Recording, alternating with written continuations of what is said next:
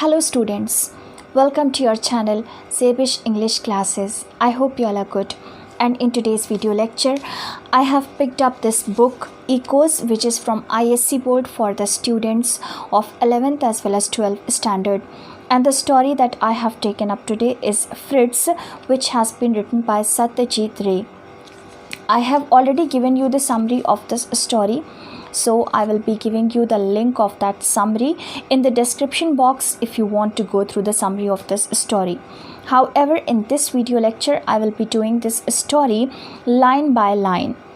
So it has been written by Satyajit Ray, and Satyajit Ray was an Indian filmmaker, writer and director who had written a number of stories based on horror theme. So this is one such story that has got the element of horror in it. So you will see and enjoy this story. So the story is Fritz, and what is Fritz basically? Fritz simply refers to a machine that stops working. All of a sudden, if a machine stops working, that is called Fritz. But here it actually refers to a doll which is in the figure of a Swiss gentleman, and it is gifted to Jayanto by one of his uncles, and which he likes a lot. Being a small child, he begins to play with that doll, and very soon it happens that the doll becomes his favorite toy. So he keeps aside all the toys and only plays with that doll. So we will see in the story what happens ahead, how Jayanto accepts that doll from his uncle, makes it his favorite toy, continues to play with it for some time, but then in the story there a twist will arrive when you will see that this doll is destroyed by some dogs, and then how Jayanto becomes very sad, but after some time he will forget all that and he will grow up to an adult man. But what happens in the story that will take you to a flashback and everything, that is all very interesting, so that we will understand better and enjoy more when we go through line by line of the story. So let us start. After having stared at Jayanto for a whole minute, I could not help asking him, "Are you well? You seem to be in low spirits today." So let me tell you that one who tells you a story is a narrator of the story, and since here the narrator of the story is none other than the friend of Jayanto named Shankar. These are the two best friends, Jayanto and Shankar.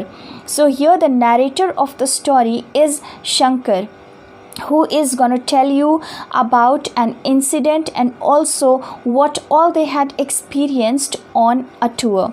So Shankar is a narrator of the story, and he is telling you how he had been staring at Jayanto for a whole minute, and then he realized as if Jayanto was not feeling well. So he asked him the reason behind his such a temperament.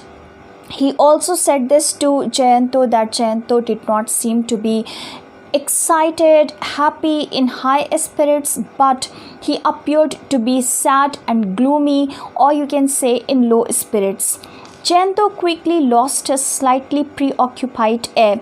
Let me tell you that this entire story is quite easy in language, but there are some words and phrases that you need to understand very well, where you might come across some problem.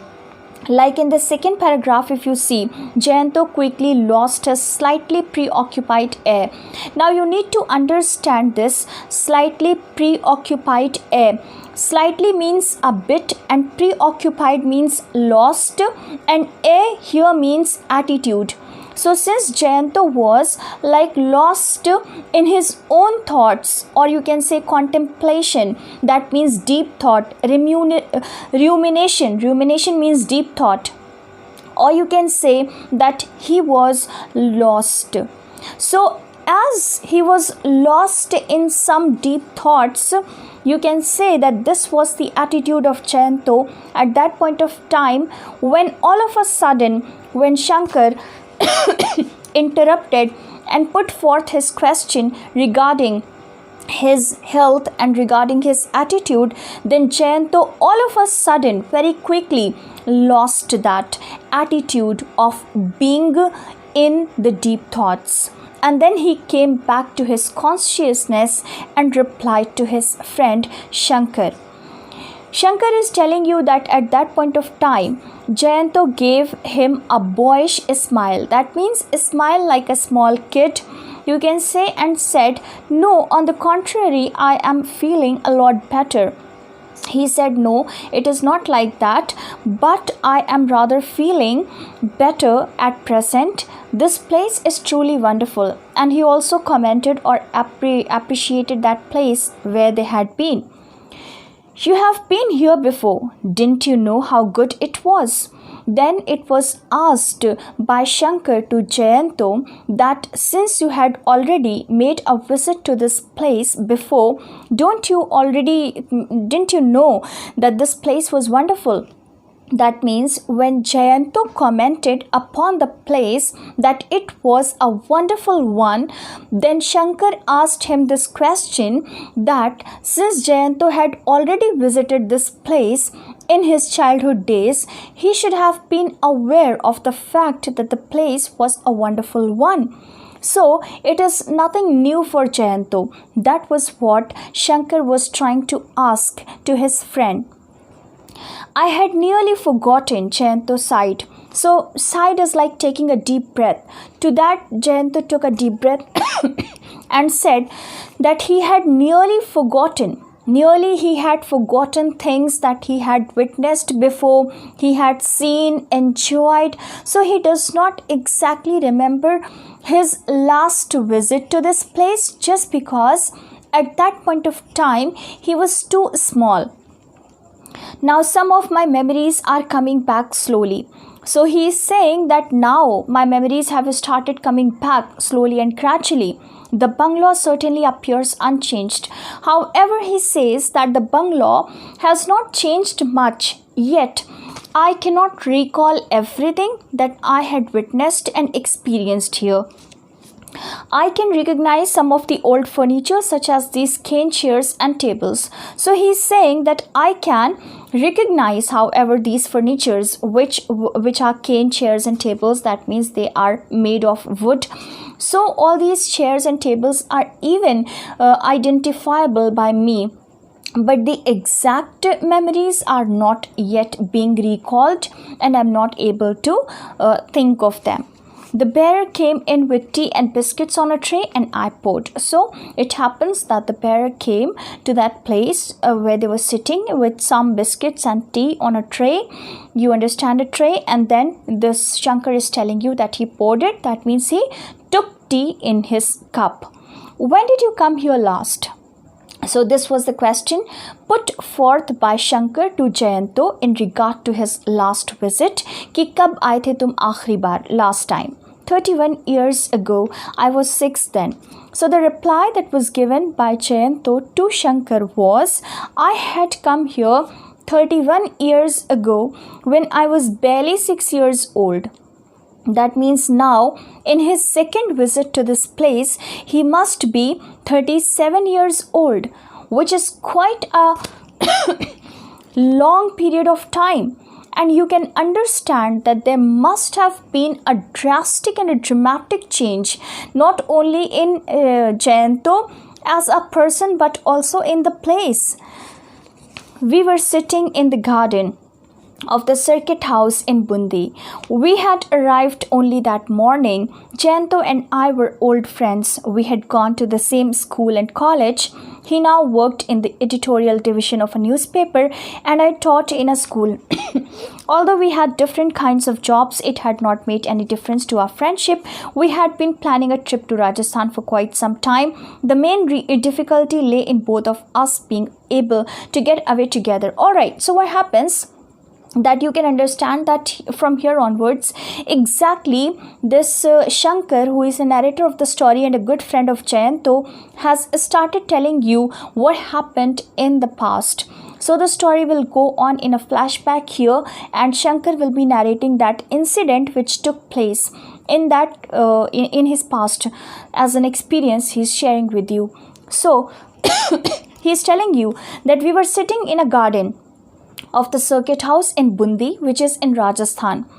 And he is telling you that they had arrived that morning itself to that place, and they is actually referring to Shankar along with his friend named Jayanto.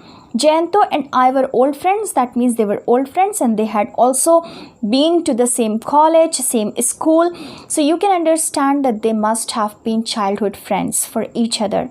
And then later on, when they grew up, so they got job in different departments. Like he was working, Jayanto was working in editorial division of a newspaper. However, Shankar got to teach in a school, and he became a school teacher.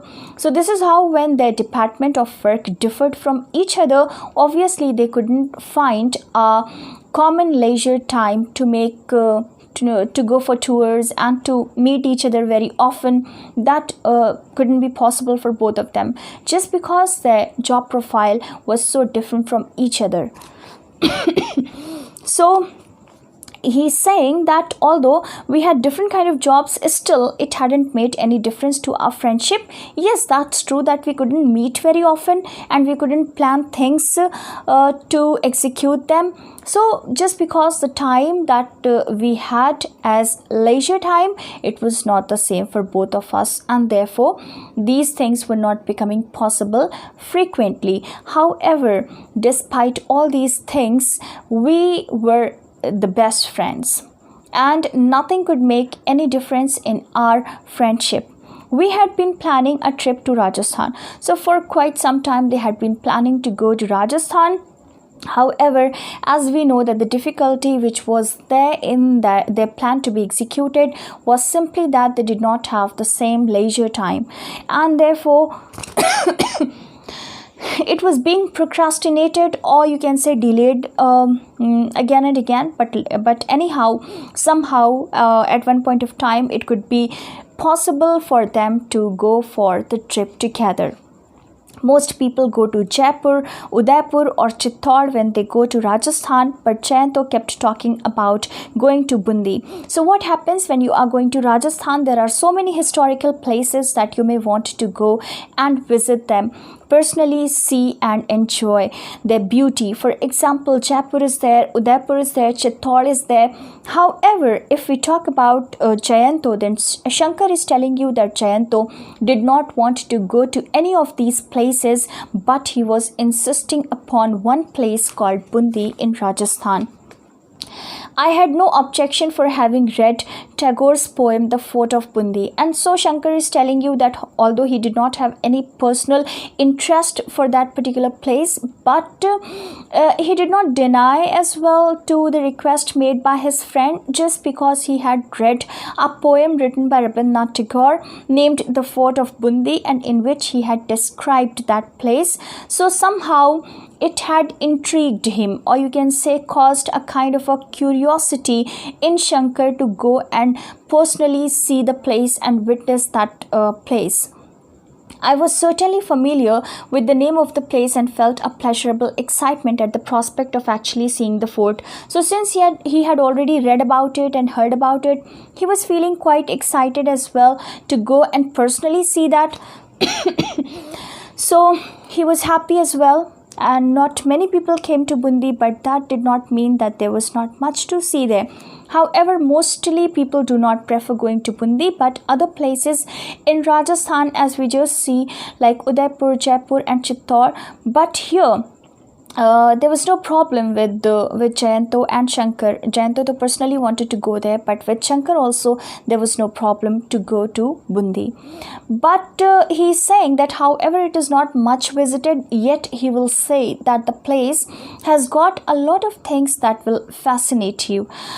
It could be that from the point of view of a historian, Udaipur, Jodhpur and Chittor had a lot more to offer, but simply as a beautiful place, Bundi was perfect. So as far as some historical reference is concerned, then you would probably like to go to Jaipur, Udaipur or Chittor. But if we simply talk about a simple beauty, then Bundi is no less, and it is a perfectly beautiful place that anyone would like to go and see themselves, so as to feel the peace and its beauty there. However, Jayanto's insistence on Bundi did puzzle me somewhat. However, Shankar was getting a bit puzzled as well due to the continuous request of Jayanto for that particular place, because he was not able to understand why was Jayanto is insisting so much about it. I learned the reason on the train. I learned the reason on the train when we were coming down. So he had got to know the real reason behind Jayanto's insistence when they were in the train traveling. Jayanto's father, Animesh Dasgupta, had worked in the archaeological department. Jayanto's father, named Animesh Dasgupta, had already worked in archaeological department, and which you understand is a department of archaeology where it happens that human history is found out through excavation of different sites and all. So it is quite such a job which offers their employees a lot of you can say traveling scope, and they can travel to a lot of historical places along with their families. It means Animesh Dasgupta must have got a lot of opportunities to make visits to historical places, and he must have taken his family along. So this is how it happened that Jayanto had already made a visit to this place as well, and to some other places too. His work sometimes took him to historical places. So as I just told you, that since archaeological department is related to archaeology, which is the you can say which is all about finding human history with the help of excavating different sites, historical places. So due to that, his father used to be on such visits to historical places, and he would also take his family along. So Jayanto, as a child, had already made a visit to Bundi. He had always wanted to return after growing up, and since then, since he does not have a very clear picture of those days when he had last visited this place, but whatever he remembers, it has always fascinated him and attracted him towards itself, and he always wanted to get back to that place at least once more after he has grown up. So he also wanted to actually go and see the changes that must have taken place there, just because last time when he visited, it was so many years back. So obviously he is expecting a dramatic change in that place as a result of modernization and all, and for that reason he was quite excited to go and see all that. The circuit house was really rather splendid. Built during the time of the British, it must have been at least 100 years old. It was a single-storied building with a sloping tiled roof. The rooms had high ceilings, and the skylights had long dangling ropes which could be pulled to open and shut them. The veranda faced the east. Right opposite it was a huge garden with a large number of roses in full bloom. Behind these were a lot of trees, which obviously housed a vast section of local birds. Parrots could be seen everywhere, and peacocks could be heard, but only outside the compound. So the circuit house was really rather splendid. Splendid simply means shandar or grand. So the circuit house was grand. Built during the time of the British, that means it was built at the time of the Britishers, and for that reason you can easily calculate that it must be as old as 100 years. So 100 years old it must be, and it was a single-storied building with a sloping is like you must be understanding sloping, and tiled roof. That means the roof had got the tiles and it was sloping. The rooms had high ceilings. High ceilings, you understand कि उनकी छतें बहुत ऊंची होती थी. Like modern rooms, if you see especially hotel rooms, तो उनकी ceilings बहुत low होती हैं. However, अगर आप पहले के टाइम पे देखो जो घर बनते थे और जो rooms बनते थे, उनकी ceilings बहुत ज़्यादा high होती थी, बहुत ऊंची होती थी. So the rooms had high ceilings and the skylights had long dangling ropes which could be pulled to open and shut them. Skylights, that means whatever the openings were there in the room. So for them obviously there was no proper window or something, but then the dangling ropes used to be there, and when you dangle them, when you pull them, it used to happen that it would get opened, and in the same manner you can shut them back, and that used to be the sources of light from outside to the rooms.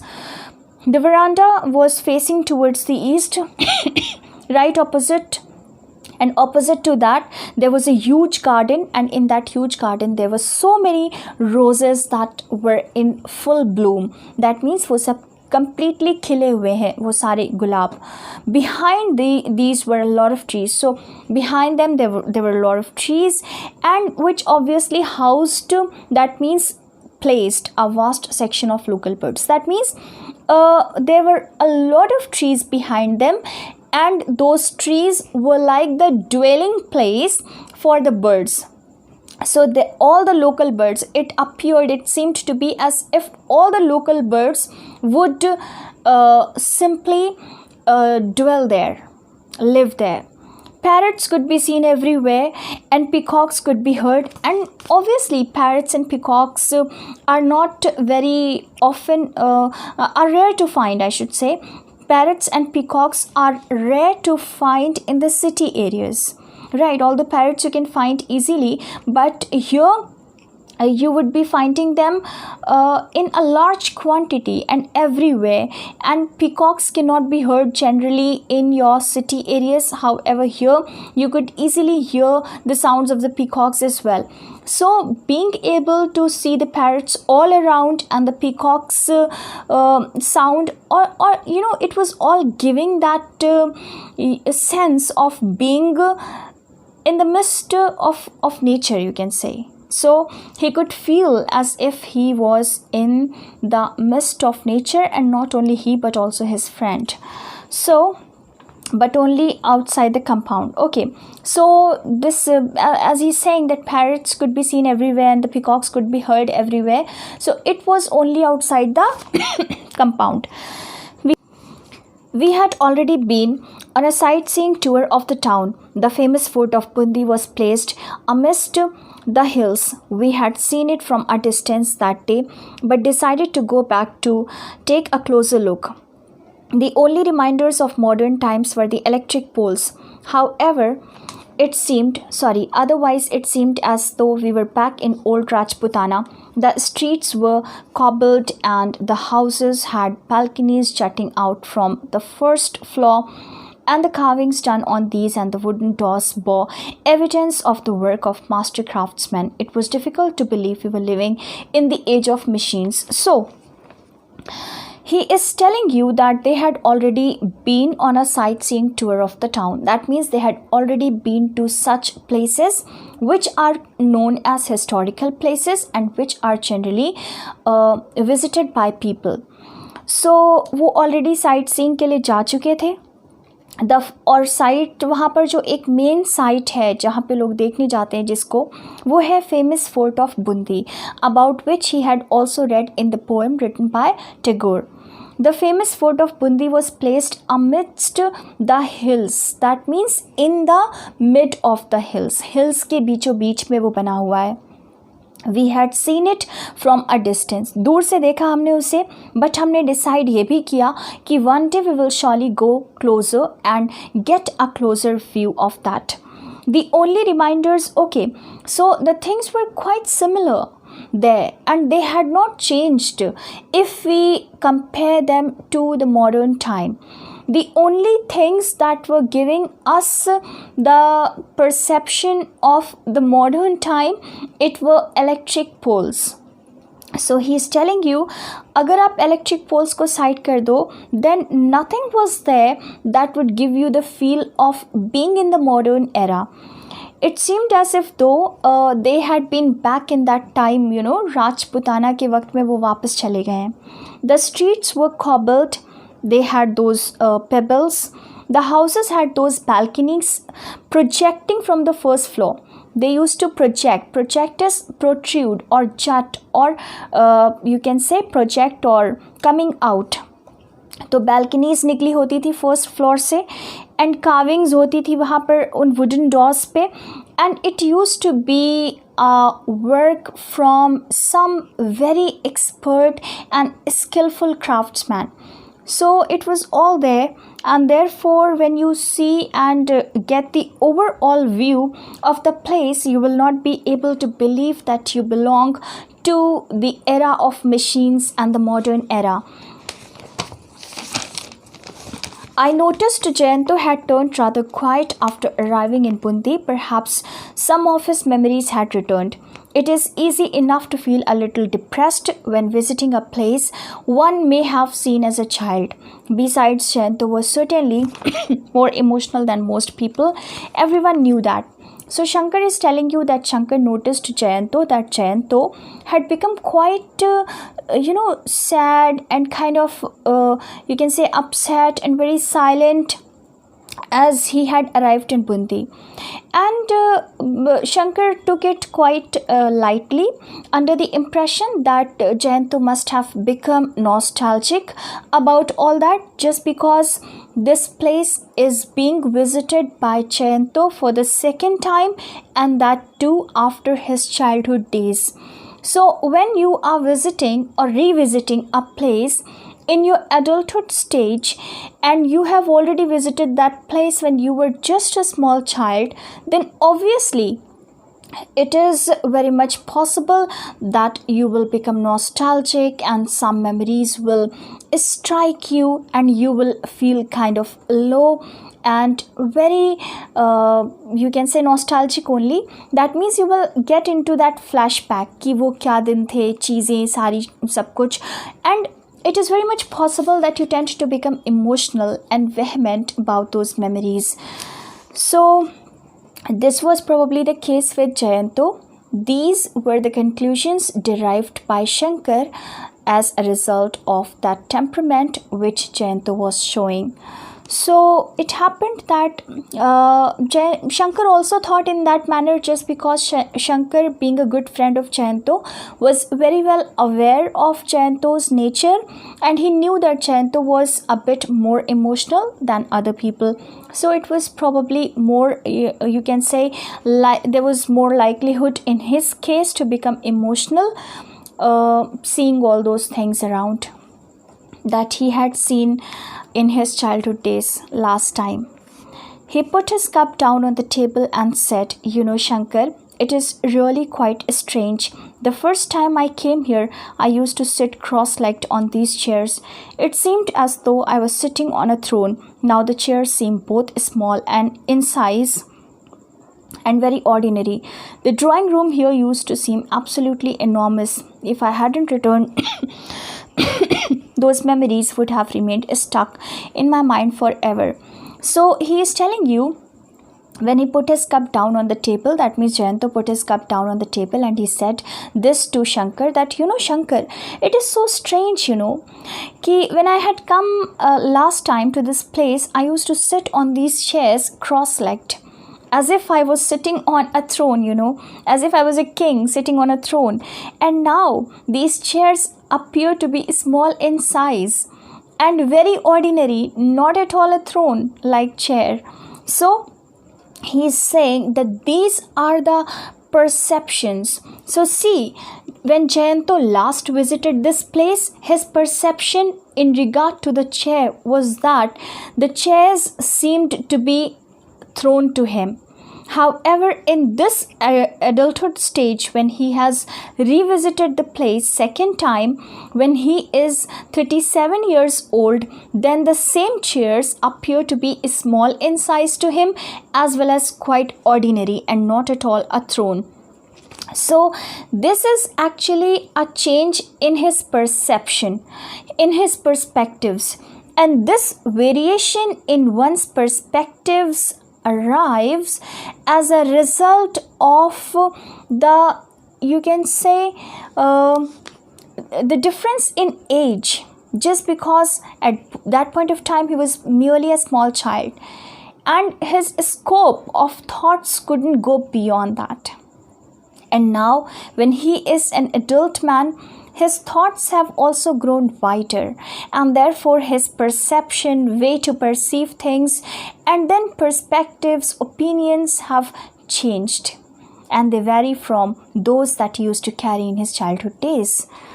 So, he is saying that the drawing room here used to seem absolutely enormous. Enormous is like large in size.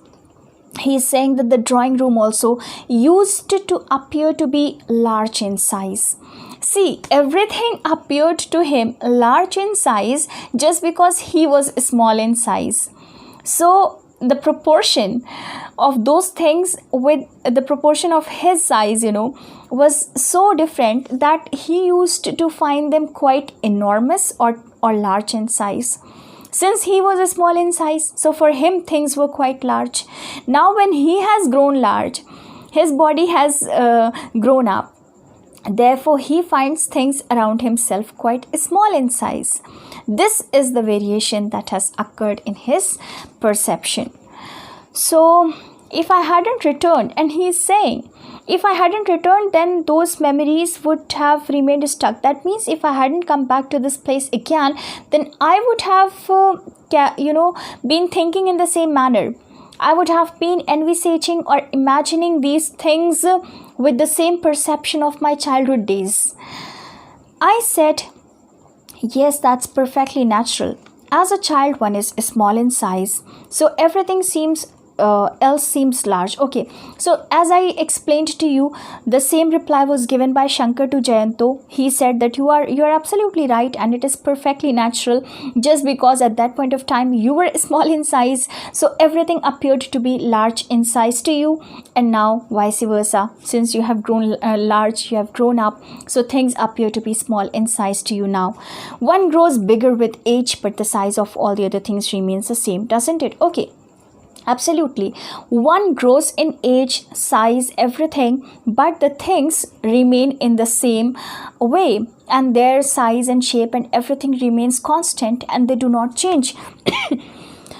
We went for a stroll in the garden after tea. Stroll is a walk for leisure walk, when you are simply leisurely walking after dinner or after your meal or something, and you are very freely walking, like there's no tension to rush to go somewhere. You are simply enjoying that walk. That is called stroll. So we went for a stroll in the garden after tea, and Jayanto suddenly stopped walking and said, Devdar. I stared at him, and Devdar is a kind of a tree which is generally found on Himalayas. So this tree was there, and I stared at him. That means Shankar stared at Jayanto. A Devdar tree. It ought to be here somewhere, he said, and began striding towards the far end of the compound. Why did he suddenly think of a Devdar tree? So, a Devdar tree, it ought to be means should be. Here somewhere. He said that this tree should have been here somewhere. And then he began striding, that means moving or walking towards the far end of the compound. Compound के एकदम and पे वो move करता चला गया, और फिर अचानक से उसने तो वही उन्होंने कहा कि देवदार ट्री, और फिर उन्होंने कहा कि ये यहाँ पर कहीं पर होना चाहिए, और ही सेड, और कहने के बाद वो मूव करते हुए चले गए कंपाउंड के एंड तक. तो इन्होंने सोचा कि अचानक से इनको देवदार ट्री का ख्याल क्यों आया. A few seconds later, I heard his voice exclaiming jubilantly. Jubilantly is excitedly, with elation, with joy, with excitement. So, थोड़े टाइम के बाद उन्होंने उनकी आवाज़ सुना, बहुत ही एक्साइटमेंट के साथ कुछ बोलते हुए. Yes, it's here, exactly where it was before. Okay. So, while Jayanto and Shankar were taking a stroll there, were walking leisurely, all of a sudden, something struck the mind of Jayanto, and it reminded him of a Devdar tree. And then he began to look for that tree in that area, moving from one place to the end of the compound. And all of us, and he was expecting that tree to be around there only in that area. And this caused a curiosity in Shankar in regard to that tree, ki why suddenly he thought of that tree.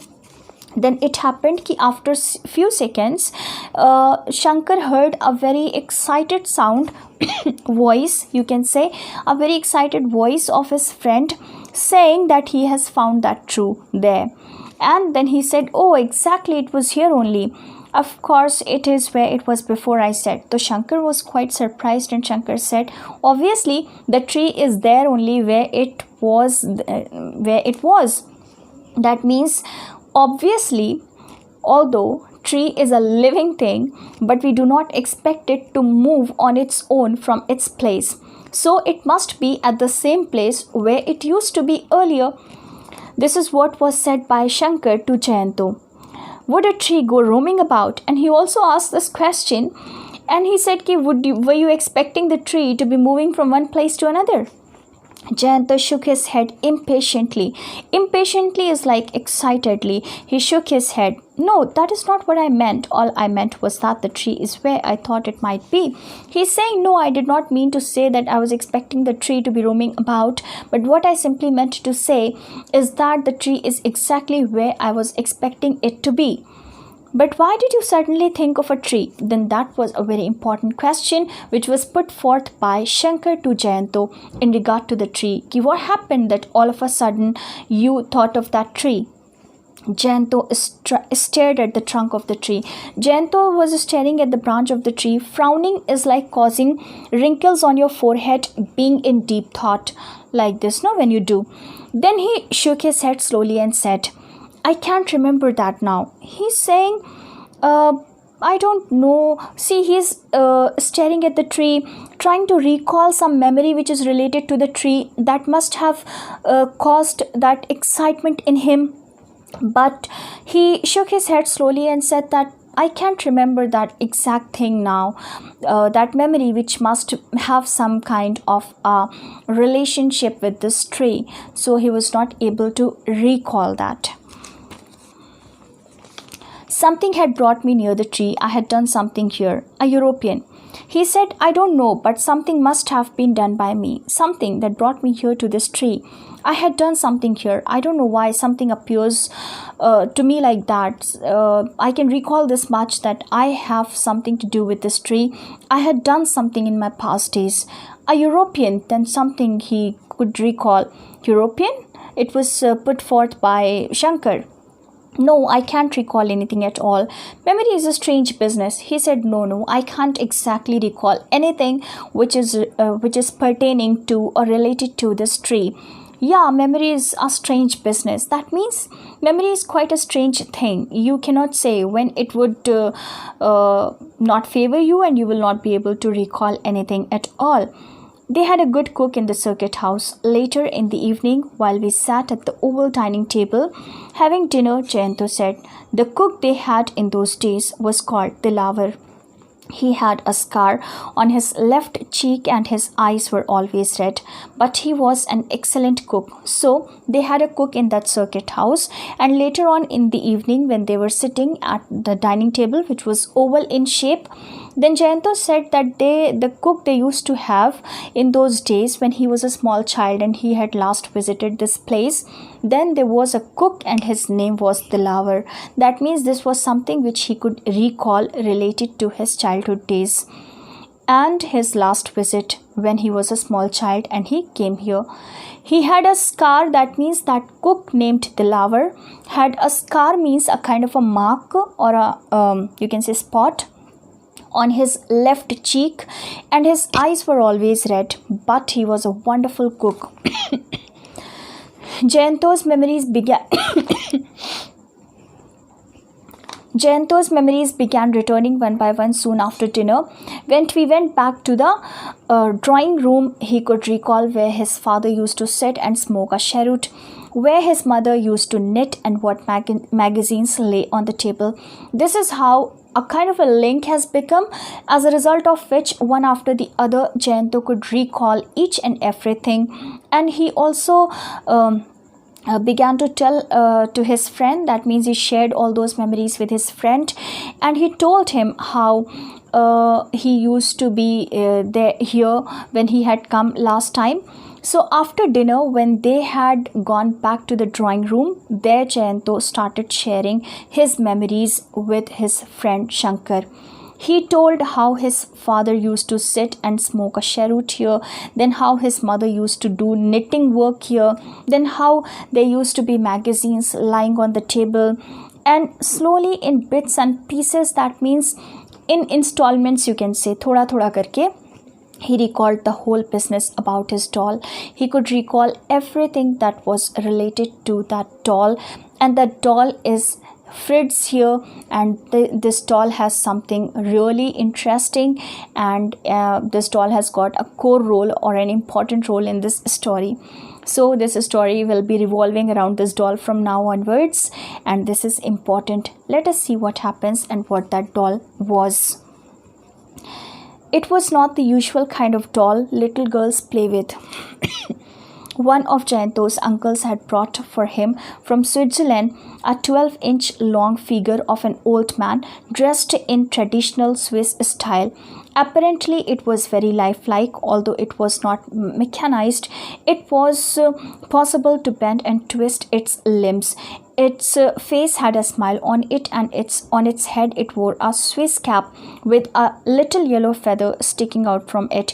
Its clothes, especially in their little details, were perfect: belt, buttons, pockets, collars, socks. There were even little buckles on the shoes. So you will see that it was not a usual kind of a doll which generally you find girls playing with, because the dolls that girls generally play with, they have got a female structure of a body, and they are very small in size as well. But here, this doll which was brought by one of the uncles of Jayanto for Jayanto, it was brought from Switzerland, and it was a 12-inch long figure of an old man, and he was dressed in traditional Swiss style just because it was from Switzerland. So it was a European old man like a doll. The doll was like a European old man, you can say. And apparently means seemingly. देख के ऐसा लग रहा था जैसे कि it is full of life. It is not merely a doll, but something which has got life. That means it appeared to be animated or filled with life. It was not inanimate. Although it was not okay, there was no machine in it, yet it was possible to bend its hands and legs. Hands and legs are called limbs. So its face used to have a kind of a smile, and on its head there was a Swiss cap all the time, and from that Swiss cap there was a little yellow feather which was coming out or projecting from that cap. Projecting के लिए आप protruding कह सकते हो और jetting कह सकते हो. These are the words. Its clothes, especially in their little... Okay, if we discuss the clothes of that doll in details, then we can say that belt was there, button was there, pockets, collars, socks, and even little buckles were there on the shoes of that doll. So it was quite an interesting figure, and which would surely fascinate a small child, to such an extent that the child who gets this will keep aside all the other toys and will begin to play with that toy or doll all the time. And the same thing happened with Jayanto as well, that after getting that gift from his uncle, Jayanto kept all the other toys aside, and he would continuously play with this doll. His uncle had returned from Europe shortly, means after a short time, before Jayanto left for Bundi with his parents. So it is when it is all about his childhood days, when Jayanto and his parents had to leave for Bundi. At that point of time, one of his uncles had returned from Europe after a short time, at that point of time only, and then he had brought as a token of love in the form of a gift for Jayanto, which was a Swiss doll, and this Swiss doll was given by uncle to Jayanto. So when they came to Bundi, so Jayanto had brought that doll along with himself, just because he couldn't keep it away, and he always used to play with that doll. The little old man had been bought in a village in Switzerland. This is an important piece of information that you must know, that this doll was purchased by Jayanto's uncle in a village of Switzerland. And the shopkeeper who had sold this doll to uncle, the man who sold him, had jokingly said to Jayanto's uncle, he had said this in a jesting way or a joking manner, that this doll's name is Fritz, or it is called Fritz. You must call him by this name. He won't respond to any other. And he also said that if you call this doll by any other name, you will not get any response from the doll. But in case you call this doll by the name Fritz, then you will surely get response from the doll. This was jokingly said by the shopkeeper when he was selling the doll to Jayanto's uncle. Jayanto said, I had a lot of toys when I was small. My parents gave me practically everything I wanted, perhaps because I was their only child. So Jayanto is telling this story to Shankar. Shankar is telling the story to the readers, to us, but Jayanto is telling this to Shankar. So Shankar will be telling us. So the narrator for us is Shankar. Right, so Jayanto is telling this to Shankar, that in the childhood days of Jayanto, he had a lot of toys just because he was the only child of his parents. So they would never deny anything to him, and he would get everything that he could ever demand. But once he had got Fritz, he had forgotten all his other toys. He is saying, I forgot all my other toys. I played only with him. A time came when I began to spend hours just talking to him. Our conversation had to be one-sided, of course, but Fritz had such a funny smile on his lips and such a look in his eyes that it seemed to me as though he could understand every word. Sometimes I wondered if he would actually converse with me if I could speak to him in German. Now it seems like a childish fantasy, but at that time the whole thing was very real to me. My parents did not warn me not to overdo things, but I listened to no one. I had not yet been put in school, so I had all the time in the world for Fritz. So he's saying that he used to play with that doll only, and he's saying that a time came when I used to spend hours and hours talking to that doll, and our conversation was obviously one-sided because Fritz would not answer me back, but there was a kind of a smile on the face of Fritz, and that smile was so eloquent or full of expression that I could imagine Fritz talking to me and replying to me for whatever I used to say to it. And then he is saying also, it used to give me this impression as if Fritz could understand all my words. And sometimes I used to even wonder or think deeply to this extent that even this doll could have started talking to me. Actually, in reality, if I could converse with this doll in the language it knows, that means in German. Now it seems like a childish fantasy. However, when I think of that now, then I can very well imagine that it was just a fantasy or an imagination of a small child. However, it could never be true. But at that time, things used to be really real to me. At that point of time, I used to really think of them very seriously. My parents also warned me not to do all those things just because they were like crossing the limit of obviously it was like going beyond the limits. One can really never talk to a doll. So he was talking to a doll and thinking of those things in such a serious way. So he was warned by his parents, but he did not listen to the warnings of his parents either. And since he hadn't yet been admitted to a school, so he used to have a lot of time that he would simply dedicate to his doll. Jayanto fell silent. I looked at my watch and realized it was 9:30 p.m. It was very quiet outside. We were sitting in the drawing room of the circuit house. An oil lamp burnt in the room. So Jayanto fell silent after telling this much. I looked at my watch. That means Shankar looked at his watch and realized that it was 9:30 p.m. by that point of time.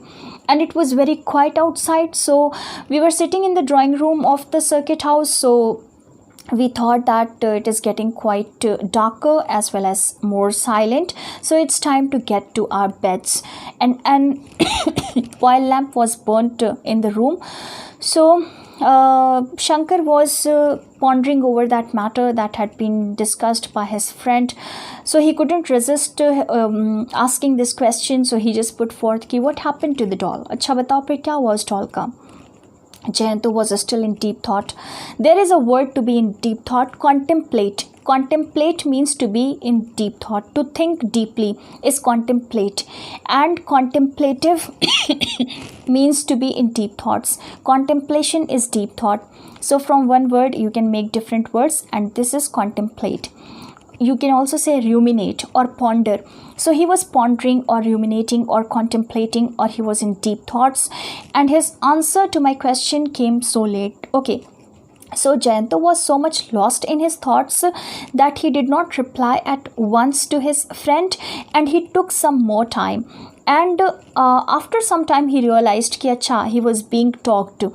So I had started to think that he had not heard me at all. And by the time Jayanto made a reply to his friend, Shankar had already concluded that probably his question was not even heard by Jayanto. I had brought it to Bundi. It was destroyed here. Then it was given as an answer to Shankar by Jayanto that what happened to the doll was that it was destroyed here in Bundi. Destroyed how, was the question put forth by Shankar again. Jayanto sighed, that means took a deep breath, and said, we were sitting out on the lawn having tea. I had kept the doll by my side on the grass. I was not really old enough to have tea, but I insisted, and in the process the cup tilted and some of the hot tea fell on my pants. I ran inside to change and came back to find that Fritz had disappeared. I looked around and found quite soon that a couple of stray dogs were having a nice tug of war with Fritz. Although he didn't actually come apart, his face was battered beyond recognition and his clothes were torn. In other words, Fritz did not exist for me anymore. He was dead. So this story was again told by Jayanto to Shankar, and Shankar would be telling us the story. So Jayanto told this to Shankar. We were sitting on the lawn, we were having our tea, and I had kept the doll by my side only. That means मेरे पास रख दिया था grass पे, and I was so small, and that's why I was not being given tea. बच्चों को चाय नहीं देते हैं ना, तो उसको नहीं मिल रही थी. But he was insisting upon that कि नहीं, उसको भी चाय चाहिए. तो इन दैट प्रोसेस कि वो कह रहा है उसको भी चाहिए, उसको दी नहीं जा रही है, तो उस पूरी प्रोसेस में कि he was insistingly asking for tea and he was being denied by his parents, उसमें हुआ ये कि चाय का कप गिर गया और पलट गया और उसके पैंट पे चाय गिर गई. And then he had to go inside to change that just because tea had fallen. So when he came back outside, then he found कि उसकी जो फ्रिट्स है वो गायब हो चुकी है. Just because कि जब उसने चारों तरफ देखा कि है कहाँ, तो he found कि कुछ स्ट्रे डॉग्स, स्ट्रीट डॉग्स वहाँ पे हैं और जो उस फ्रिट्स के साथ टग ऑफ वॉर खेल रहे हैं. ऐसा लग रहा है जैसे वो उसके साथ टग ऑफ वॉर खेल रहे हैं और वो उसको जो है बुरी तरह से डिस्ट्रॉय कर रहे हैं.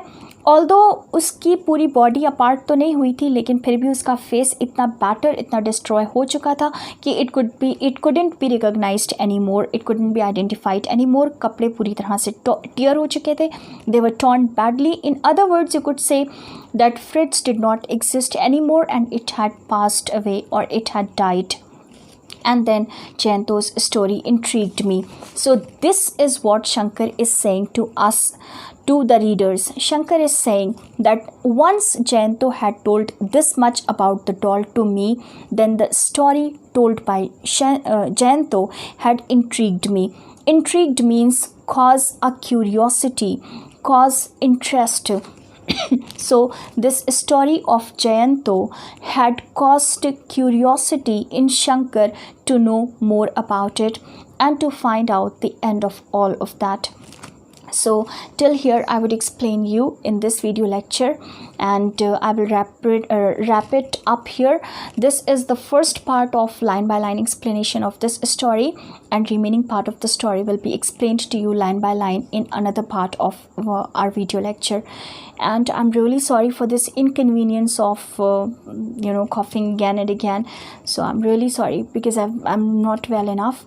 and thank you so much for watching.